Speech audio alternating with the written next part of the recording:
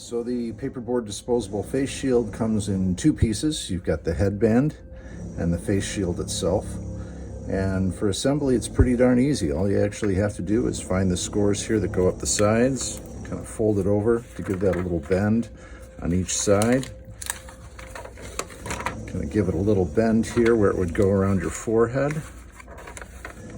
And kind of create those little rabbit ears.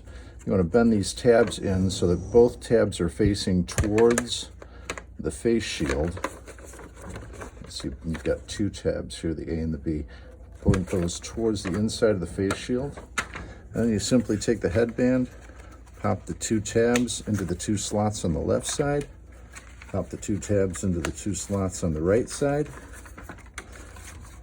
Give those scores a little bend there for your forehead, and there you go. You've got a face shield. Adjust the headband itself to the size of your head, whether or not you wear glasses or loupes or not. And there you go. You've got your face shield.